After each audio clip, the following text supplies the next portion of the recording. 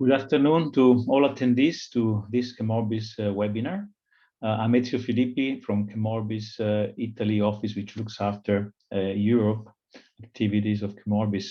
I have to excuse myself because if you attended the two other previous webinars, the introduction is mostly the same. So just wait until the real content on PVC will start in a few pages. So today we are going to answer a bit of questions like the price trends, the import-export trends, and furthermore try to understand what will be the impact of the new situation, geopolitical, on polymer prices from now onwards, and eventually come to some conclusions. Let me first start introducing ChemOrbis to those who don't know us very well. Let's say that ChemOrbis is a service provider of market intelligence at global level on polymers and upstream feedstock and so on. And we are very proud of our neutrality policy so that we don't have to be part of support to producers or buyers or converters or anybody else. And we have a very transparent methodology. We interview hundreds and hundreds of companies every week, and each and every price is, after verification, published on the site. So you can see the ranges forming day by day. In fact, there is a section on our site that is called daily prices. So you can understand daily what is going on, from which area, from which origin, and so on. In the last 2 years, what happened? Well, you know, because everybody lived through these circumstances, the pandemic of COVID impacted very much during 2020, even now, but at first we didn't know what was going to happen. So the economy halted in first quarter of 2020. And as a result, the polymer prices, but not only the polymer prices, also the other raw materials, including oil and other feedstocks and so on, touched during the second quarter of 2020 historical lows. Straight after third quarter 2020 and fourth quarter particularly, there was a bouncing back of the economy. Activity started very strongly and took most of the producers of feedstock and materials unexpected. And this caused partly the lack of availability that we suffered during 2021.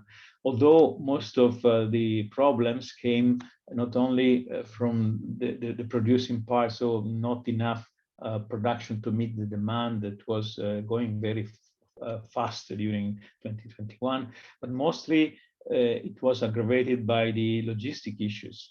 Logistic issues caused again by the pandemic of COVID. And the pandemic of COVID, which created the port congestions. Congestion means that you have, for a big ports, worldwide port like in China or in the US, 1 month of freezing capacity, no ship can leave, no crew can leave, all the containers are sitting there. So there is a lack of availability of containers, of freighters, and all this is called congestion. And unfortunately, it is still real today.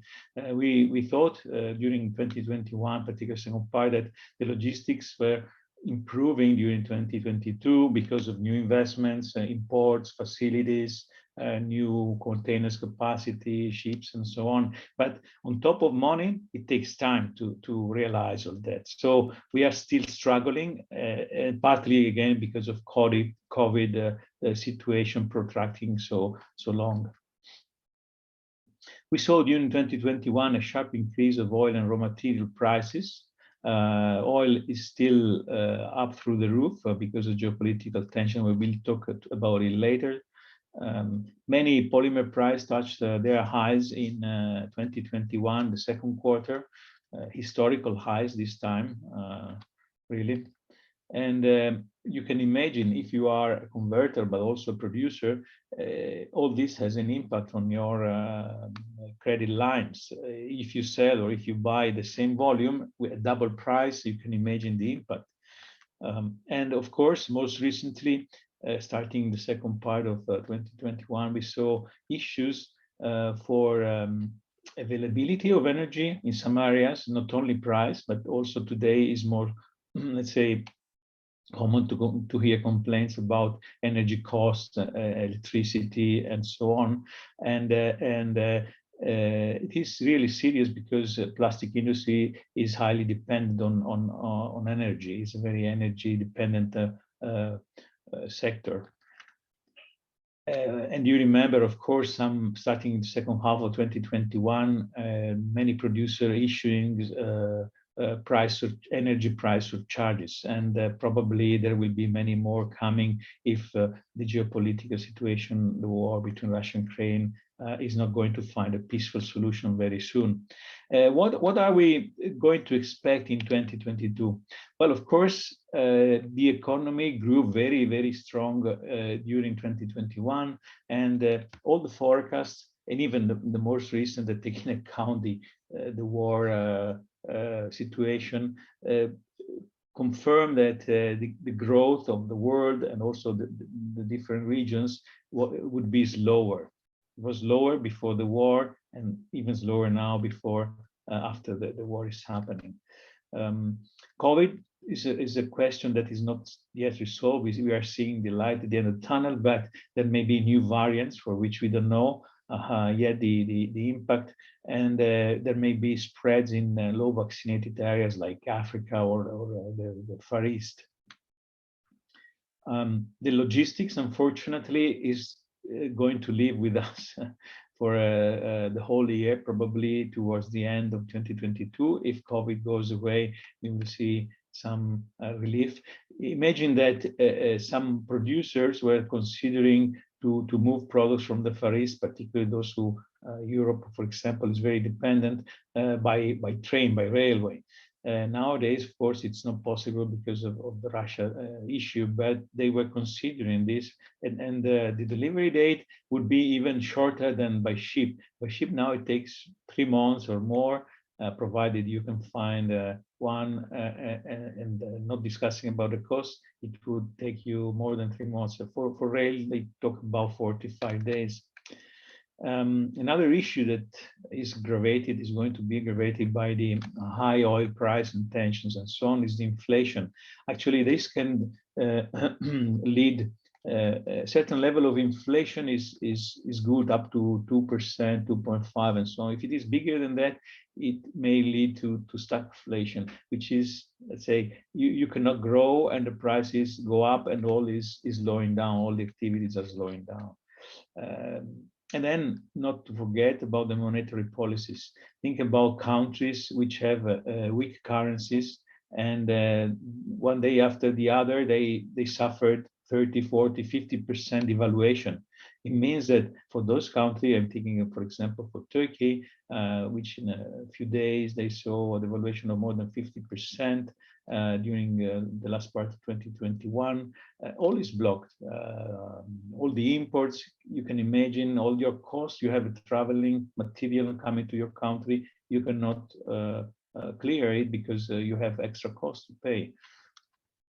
And finally, the energy costs. We don't know yet the impact of the war. We heard recently, we will talk about this more later, but we heard that Russia probably will be banned for oil exports, and in the meantime, other countries promised to increase their production. So we don't know yet what will happen, but you can see for sure the very high volatility of the oil and derivatives, of course, and of course utilities. So in these days, so nothing is certain anymore. And of course, the geopolitical issues. 2022 started in these weeks with a very strong tension, Russia, Ukraine, and so on. You know all about it, and the impacts are yet to be valued. But the impacts are very, very big, not only for I mean, for lives, for social life and so on, but also for the economy. Think about I will tell you about a bit more about the figures of import-export later on for PVC, for the Russia and Ukraine, but it's very dramatic on top of the dramaticity of the war itself, of course. Now let's watch at some graphs and let them talk for us. And tables, data are always nice to look and to comment. This graph shows the oil as WTI and the naphtha in price in Europe. I found that there is a stronger correlation of naphtha price in Europe with WTI than with Brent. They follow exactly the same path. And as you can see, we are talking, for example, today, I think ChemOrbis published some news that naphtha touched the 14 years maximum. Why 14 years maximum? Is because the maximum were touched here before 2008 with the economical crisis, financial crisis, everything collapsed afterwards, and these maximums were touched then. But we are not so far from touching those. The yellow part is the naphtha price in Europe, and the blue one is, let's say, on average. We report here the weekly average, nearly touching 120, although we know from the previous days oil touched even 140. Let's look at the PVC prices at global level. In this chart, you can see in the 2 years period that we want to analyze, 2020 January until February 2022, we see three trends. The China price, the blue line, the yellow line is the Turkey import price, and then finally the green is the European price. And these two prices are these prices are local. European price is local, while the other two are import. So if you want the real delivered price, you have to add more cost to here. But what is important to see is that you can see that in all regions we touched the minimum during the second quarter of 2020. Then recovery started very fast in some areas, faster than in Europe. And in fact, even the delivered price in Europe stayed smaller than the import prices in those areas. Even until May, euro prices were below those countries. So you can imagine the impact as Europe not attracting the imports, because eventually exporters, they export to markets where they have better returns. So on top of suffering of material supply for lower production in Europe, there was also the impact of less imports, but we will analyze this later on. You can also see that the spot markets, they react much faster to the changing situation. So the maximum were touched, for example, in Turkey and Asia during October 2021, they started to decrease, but even before they started to decrease, whereas Europe, which is a more, let's say, less let's say dynamic market towards price volatility, it's not reacting to these changing scenarios. And actually, because of a very let's say dramatic situation in terms of supply situation, you see maximum were touched the same period more or less, but they are staying towards the maximum. PVC is the only major polymer commodity that started to increase after May 2020 and still didn't go down, at least in Europe. In this chart, instead, I compared for the same period the European price of K6768 versus the ethylene price as a weekly average spot data. And as you can see, the difference between the two series of data is this area green here. And you can see, well, if you think about it, it's polymer price minus the monomer. In theory, it's a theoretical margin. And you can see how these margins were on average very weak during 2020. Many producers did big losses during that period, whereas starting from 2021 and even now, these margins are much higher. never heard of it, of those in PVC sector. The other thing that is nice to look at is, for example, here it's where the policy of price surcharges, energy surcharges started, because PVC impact of energy cost is very much versus other polymers. So many producers started to introduce these energy surcharges.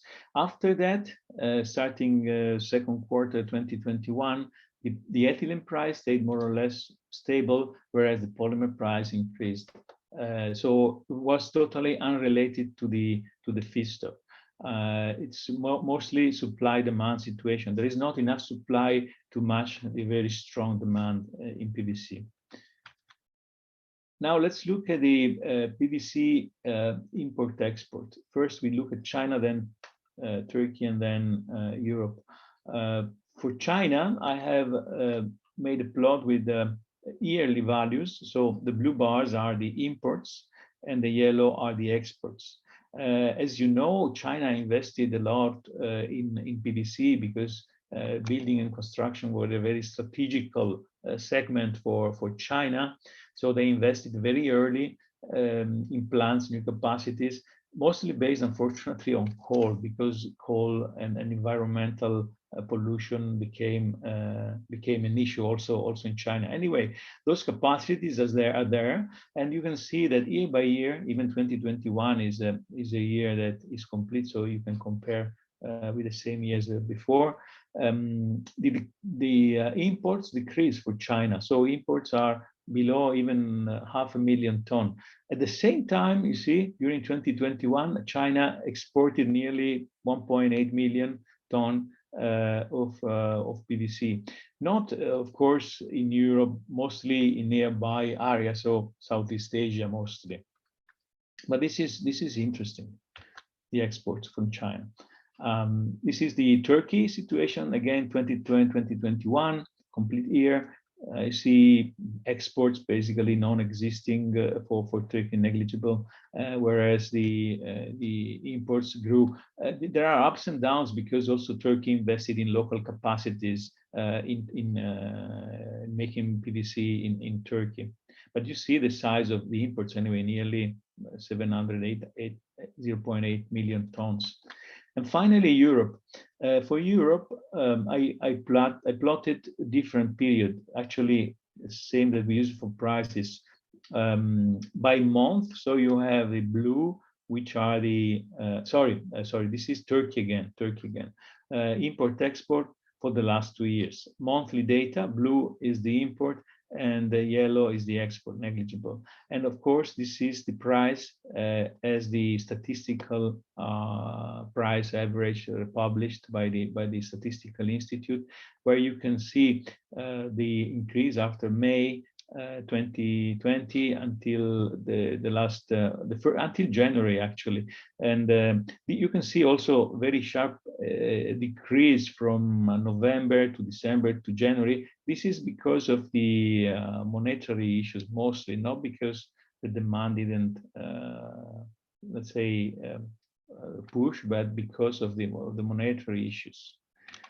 And again, we compare Europe for the same period, January 2020 to December 2021. On this, you see the yellow, which are the export bars, are much stronger for Europe than the imports. That's because Europe is not only self-sufficient as a production capacity, but it can also export the excess production to neighbor countries. And you can see also that as soon as the prices became more attractive in Europe, the imports increased a little bit, but they stayed to very limited levels during 2021. And actually they are decreasing nowadays because other markets like China, like Turkey, like India, they are proposing better returns. And you can see also the prices here. The red line is the export price. So the export price is always higher than the than the imports, of course, because Europe is selling at high return markets. If you sum up all these figures here for 2021, you can see that I just watched this morning the data that Europe exported about 1 million ton, and the top two partners are Turkey with 330,000 tons. So Turkey is the first partner for PVC, and second is Russia with 120. If you look at the imports are nearly half a million ton. And again, it's interesting to see that the top country from which Europe imports is Mexico with about 170,000 tons, and then followed by Norway, 100,000 tons, and then interestingly Ukraine with 70,000 tons. This is going to disappear, of course. Then we have US 40,000 tons, and then finally Russia 30,000 tons. Now let's look at the picture that shows the supply-demand balance.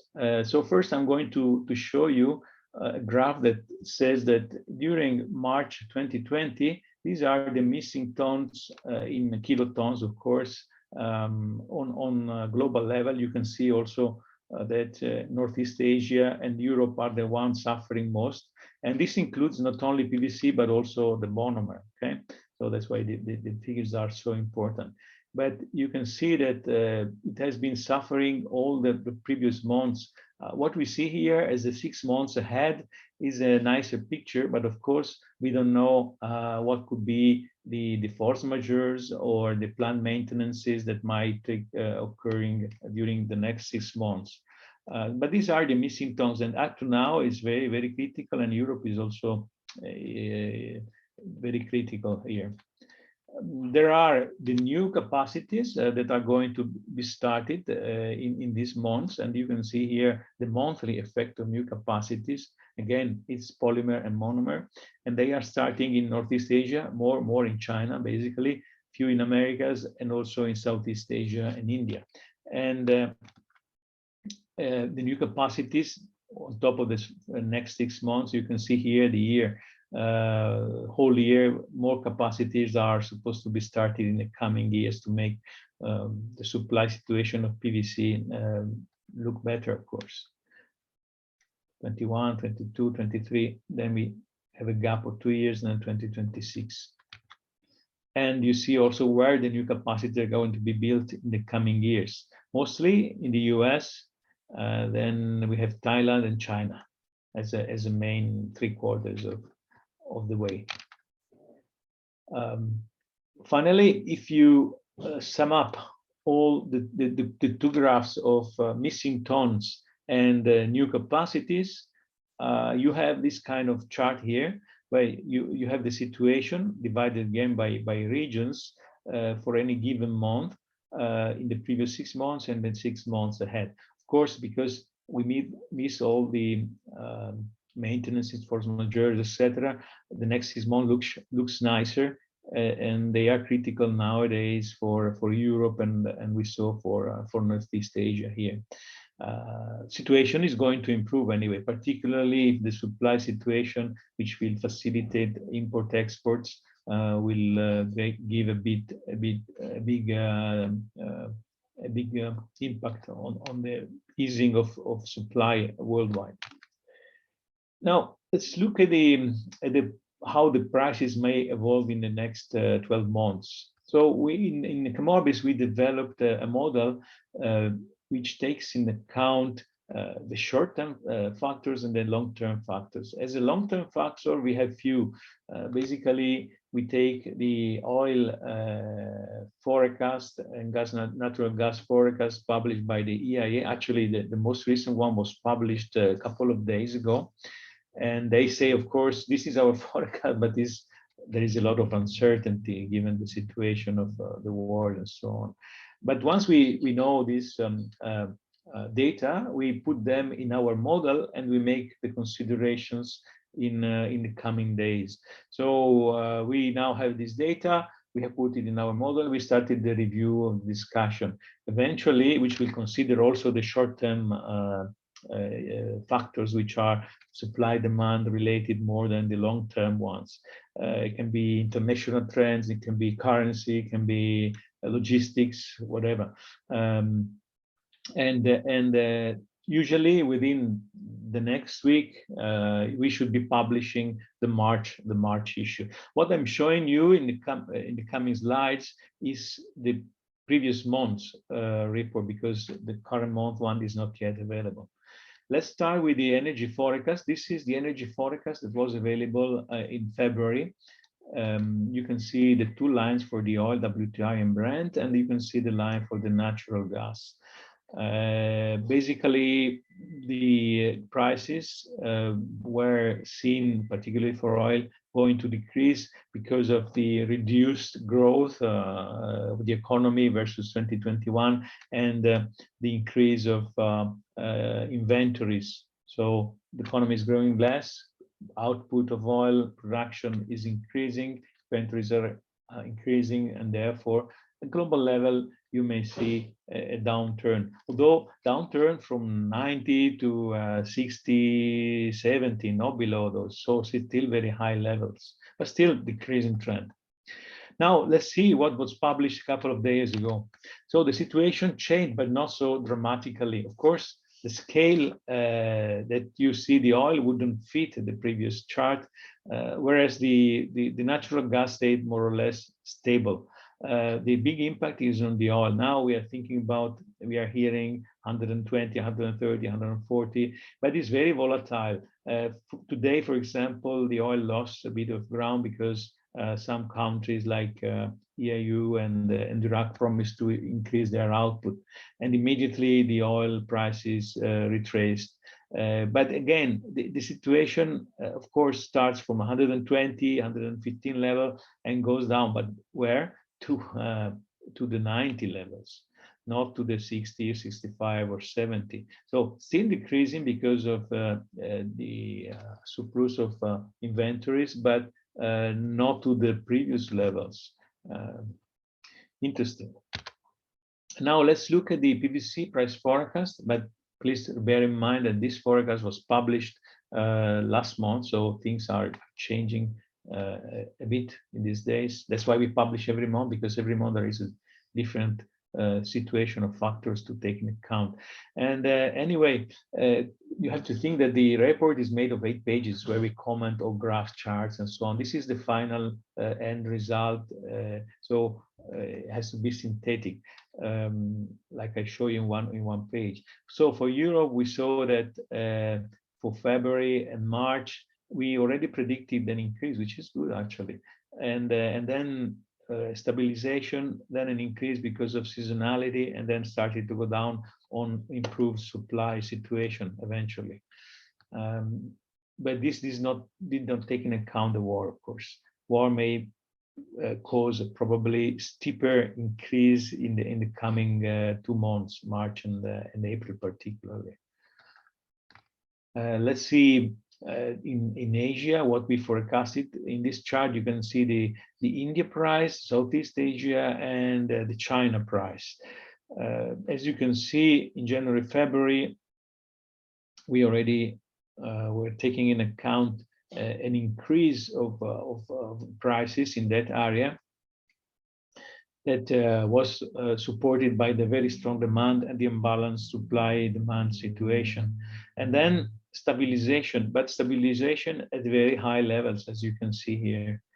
Okay, not before pre-COVID, not at all. Let's look now at the PVC price forecast in Turkey. Of course, you have to bear in mind that what matters for this graph is not the absolute value like for Europe or for other areas, but it's the monthly variation. Although these prices are more or less correct, these are average prices. So for Turkey, again, we saw a stabilization in February, but actually the prices are going to increase already, and in March, very, very sharp increases are passing. And we see because of the demand, the seasonality and so on, prices increasing until June, July of this year, and then stabilizing again, but at very, very high level. This is the price in dollars per ton level, 2,000. It's very big. So what can come for conclusions? PVC, we saw the prices touching historical highs, and still now in Europe is increasing to historical highs. Never seen a decrease in Europe, for example, and this was due mostly to the very strong unbalanced situation of supply and demand. So not enough supply to satisfy the very strong demand. Also because many countries, governments and so on issue plans to support the economy, and these plans, of course, they go into building and construction heavily. China, we saw that in 2021 exported more PVC than imported.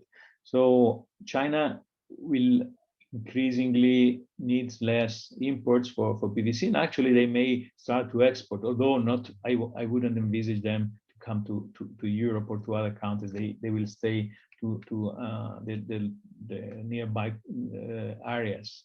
It has an impact though for Europe, because it means that whatever tons that China is not taking for the imports, other areas might take them. So we might see more volumes being diverted to Turkey and to Europe as well, because China is not taking those volumes. It's important to notice that you saw already that Mexico is one of the major exporters to Europe, but the reason is because North America, including Mexico, Canada, on top of US, has a very competitive cost situation versus ethylene and ethylene backbone, and including PVC. So the ethylene costs of extracting the gas or the shale oil are very competitive, or at least comparable to the Middle East. So very, very strong competition from North America. And once the logistic issues are fixed, you may expect a very strong increase of presence of North American product both in Europe and Turkey. PVC prices, we saw the most recent situation. We are predicting them to rise for the next 2-3 months and then stabilize at very high levels in 2022, because the building and construction supply situation will not ease, the logistics will be there. So very strong push from all these factors. And finally, we have a lot of risks to consider still in 2022, which may impact or not, hopefully not, the trend of economy and then PVC prices as well. Think about the global demand, think about the energy costs, the logistic, and more recently the geopolitical issues. Of course, we do hope that everything will be finding a peaceful solution of the conflicts, because otherwise this is a disaster for humanity, for the economy as well. And with this, I have concluded. If you have questions, you're welcome to raise them in the chat, and I will be happy to answer. All these presentation slides will be sent to you, if not tomorrow, on Monday latest, and also the recording of this webinar will be available to you. We have the first question from Mr. Young that's asking for China import and export chart. Is it including carbide-based PVC resin?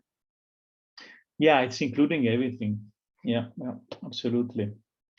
So when we have a custom duties, there is only one PVC, so we report everything included. Yeah, and I don't know what this export is about, if it is ethylene based or acetylene based, but still impressive. Yeah. Okay, another question from Mr. Vladislav. Can you please share some details on the future capacity increase for Turkey? Capacity increase. Let me see if there is any. Yeah.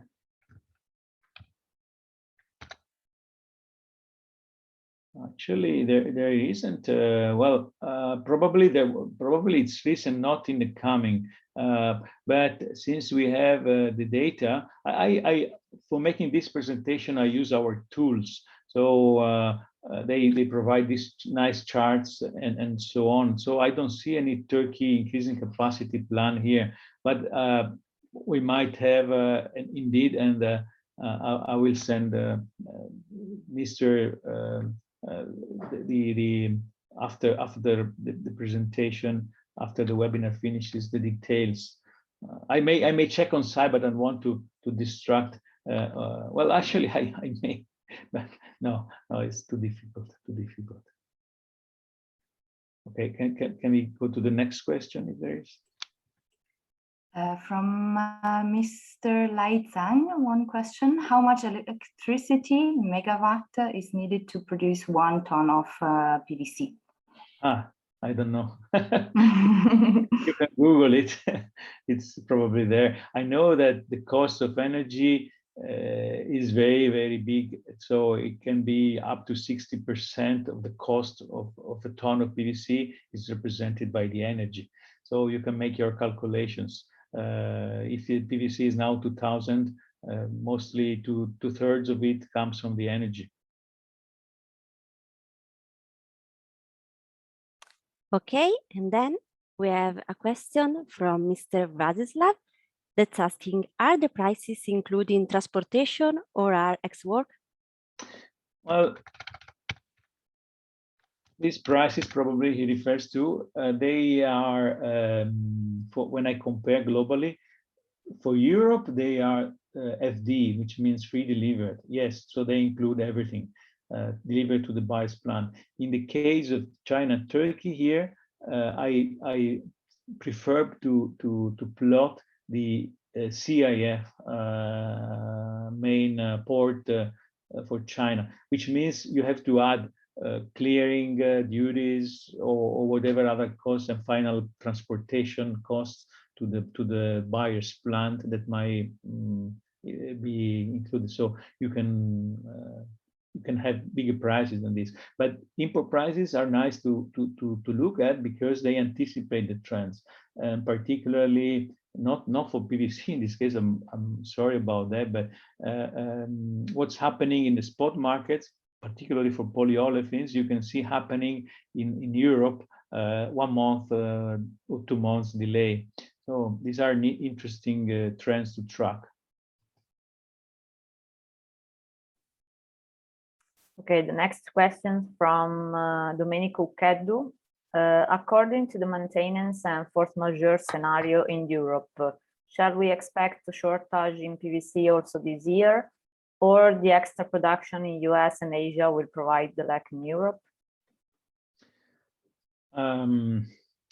Unfortunately, it's probably more probable the second situation, because yes, it's true that particularly North America is competitive, but the logistic is not there to provide the solution. So and also there are probably there is a very strong demand also in North America. For Asia, I don't see much export achieving, also because of the transportation costs that we have now touching Europe. So unfortunately, we see that there are already some force majeures and maintenance planned.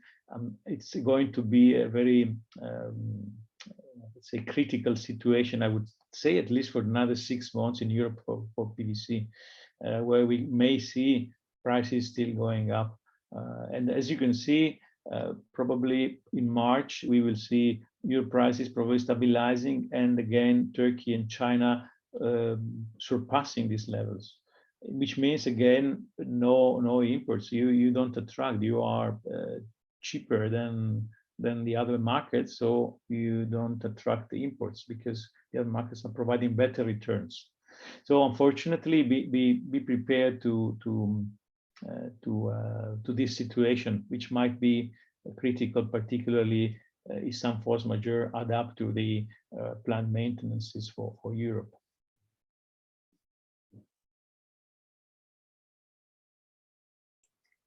Another question from Vladislav, where we can have some producers or traders for Europe, for example, Mexico, China. Well, that's easy. in ChemOrbis, we have actually ChemOrbis was born at 2001 as a trading platform, pure trading platform, no information, no content at all. And still we have that trading platform available. In the trading platform, I will briefly explain you how it works. Every day we get registrations, we verify the companies, we register them themselves, who register themselves, and we qualify these companies per the polymer of interest. So if a producer register, I can ask him, what do you produce? K67, K58, K70, whatever. And the same information is also done for the traders, for the and for the buyers as well. So the trading platform allows, if you are a seller, to find potential buyers of your product, because you filter the database that we have in ChemOrbis, really matching the product of interest, not only PVC generally, PVC grade for profiles, for sheets and so on. And at the same time, if you are a buyer, you can look for enlarging your suppliers portfolio, issuing what we call an RFP, request for proposal, at global level. Of course, the success of this, because you send it to thousands companies, is higher, but it depends on market conditions. So you may issue more in different times and so on, but certainly it brings you the attention to companies that you might otherwise not have access to. And the service is generally included in the membership for those who are our paying members, but those who are not paying members can benefit anyway, because they can receive the request for proposal by our members. So if you want, after the webinar, you can get in contact with us. I can share short videos, demos, I can share the screen dedicated to that. But yeah, this is a method to find new suppliers. And imagine that we have more than 70,000 companies registered in our database, all with exact information and contact also to match each other needs. The next question is from Miss Vanessa, that's asking, which region will be the biggest importers for PVC resin?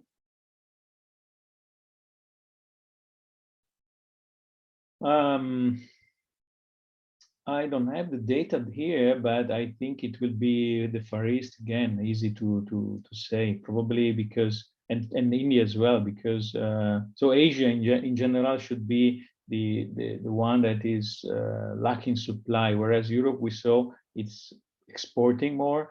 North America is exporting. China is exporting, so it's supplying more to the area. But Southeast Asia and India are going to be the ones that are requiring more PVC imports.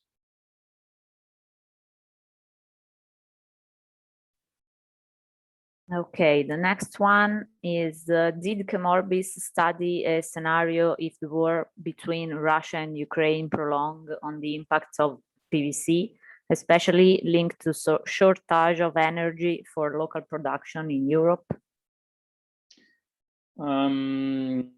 We did not yet, but of course we are going to do coming week, because we are going to publish our new price forecast report for all the polymers, including PVC. And indeed, this is there are different scenarios, and what matters though, you have to think that for commodity polymers is supply-demand situation. And supply, like in this case we're talking about, can be influenced by many factors. One is energy shortage or raw materials shortage. So in this case is impacting very high, both on the costs and also on the availability. And we are going to review these scenarios, and of course hope that there is a peaceful resolution to the conflict, and then we can see probably a situation improving. Otherwise, the impact will be pretty dramatic, particularly for PVC, because of the energy dependence from making the PVC itself.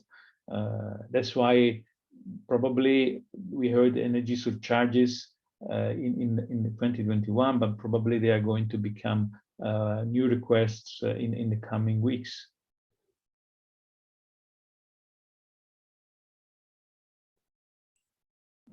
The next question from Lai Zhang. You said that the ethylene price is cheaper in US thanks to shale oil, but I thought the C2 price is worldwide the same. Can you share more details about the different costs of ethylene in US and other regions? Not here, but well, if you allow me just a second, I will show you the ChemOrbis website, because that's pretty fast. Okay, so I'll share my screen.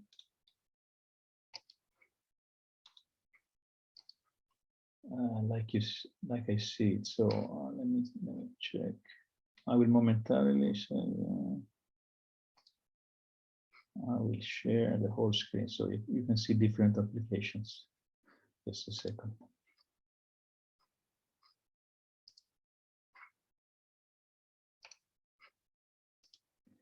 Okay. So to show that, you have to use the price wizard. Price wizard, you can basically build your own charts. So select monomers, Asia, Europe, US, and in the monomers and feedstock, you have all these available. You select ethylene, you have to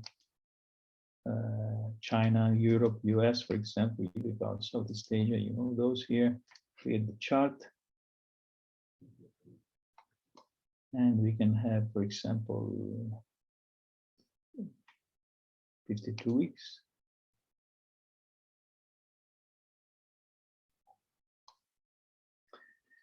So wonderful data. Let's see if this changes a bit.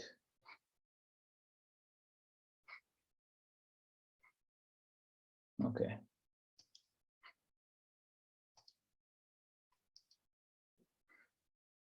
So you can see the ethylene in Northwest Europe is the yellow. In China is this one, very high. But then in US, you see, since the shale oil impact after 2014 is tracking here below the 500 USD per ton level. Most recently, I didn't know, but it spiked. So it became very volatile. So we can focus only the last 52 weeks. But still is the cheapest, right? So it's here. Again, trading to the, if you see now, it's reported the 805, whereas in Asia we are nearly $1,400 per ton, whereas here. So there is a gap nowadays, for example. These are weekly averages, eh?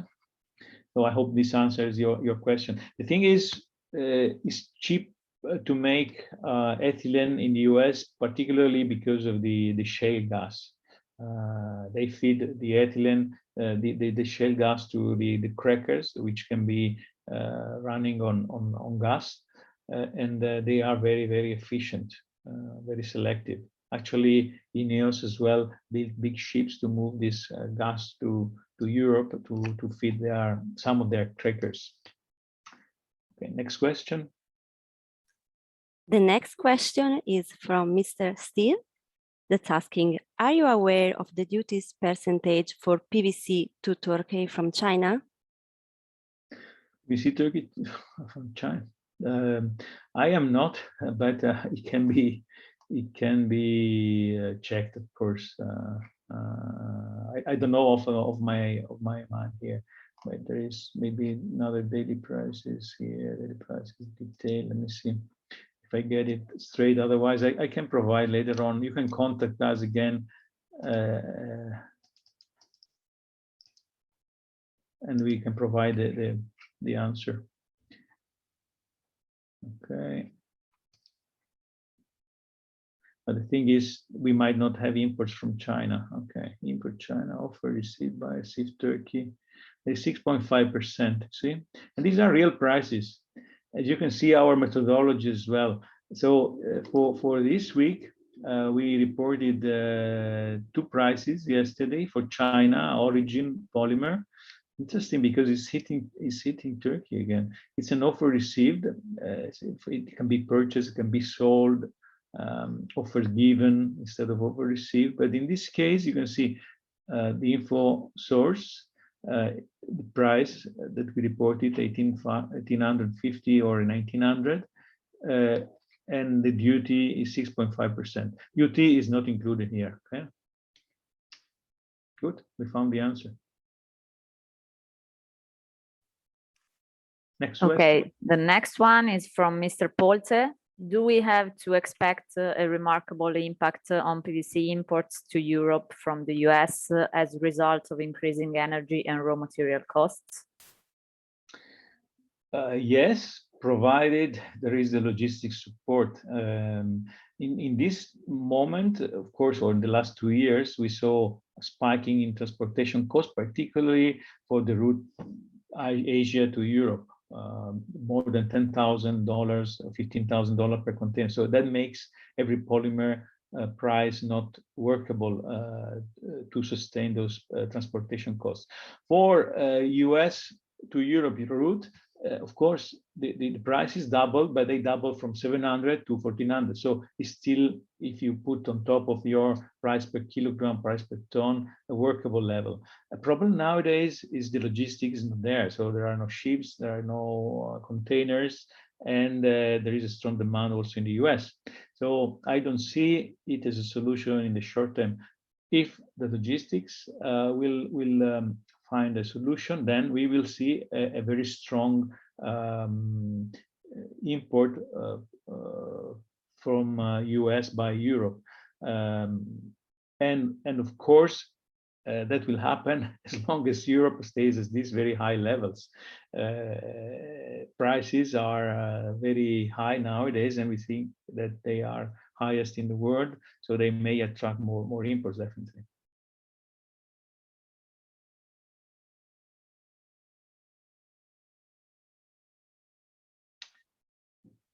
Are there any other questions? Yes, from Chanchi. 0% possibility that PVC price in Asia return to level under 1,000 on CIF basis. Is it mostly caused by inflation issue? But there is new capacity coming up. Does this mean that the supply of PVC can catch up with the global demand? Well, as you saw in my presentation, the new capacities are built every year. We see here the impact by month, but also in the coming years. And you see these are 2 million more, 2.5 million more, then 500,000 more, and so on, which exceeds eventually the growth demand. The problem is that in this situation, some of these plants or new capacities that are going to be built in China, they are based on coal.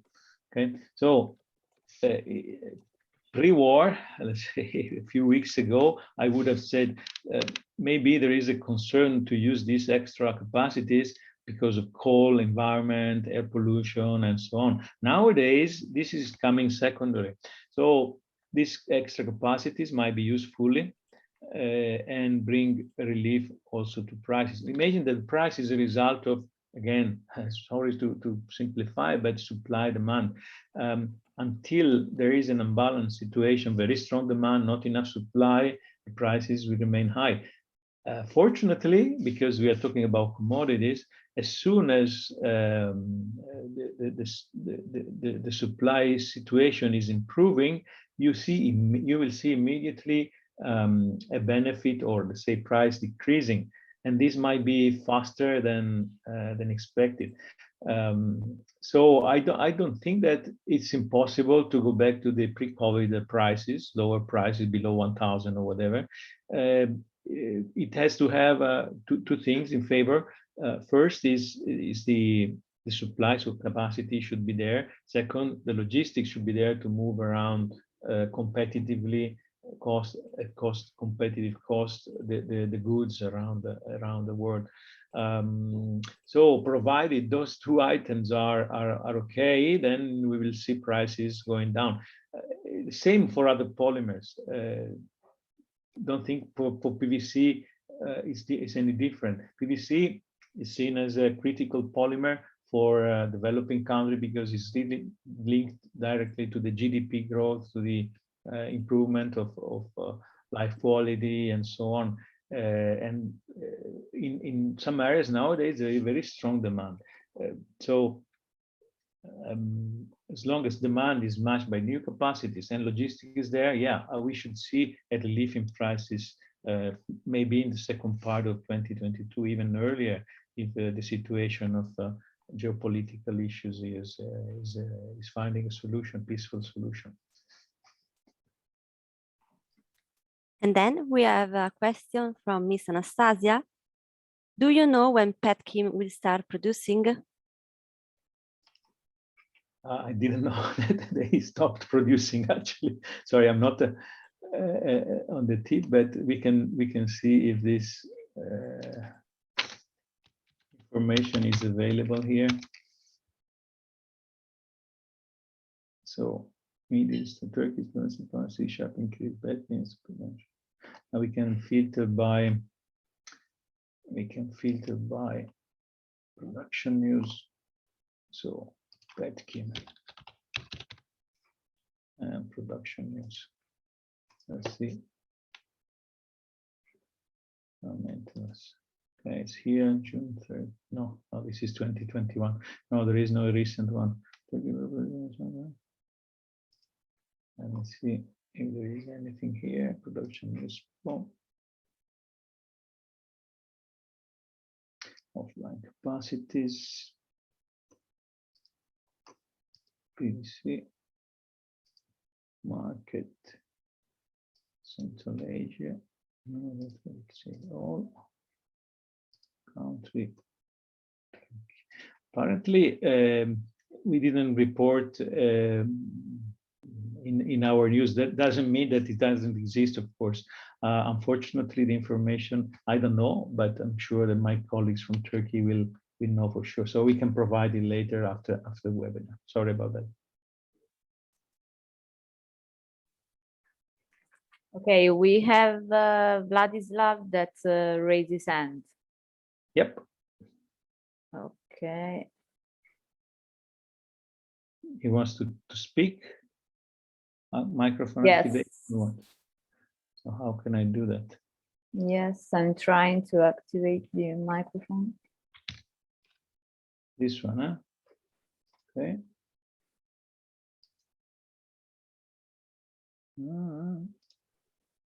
I think consent to the problem. Okay. I think he may try to activate the audio, please.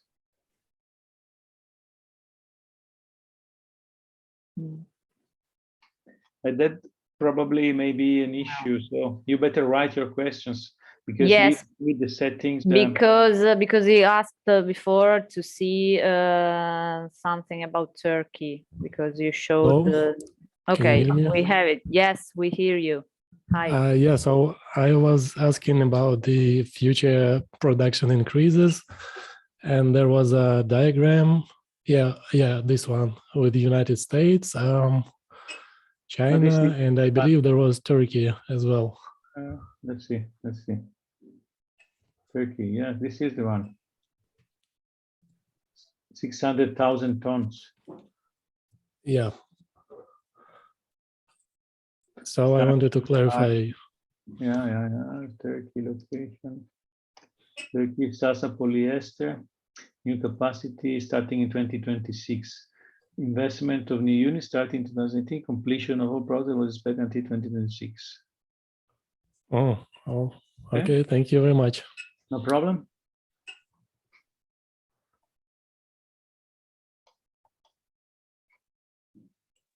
So there are no other questions. Very good. So thank you for all your attendance and patience to be with us for this last hour. Again, you can stop recording. And we will be in touch with you if you have more questions.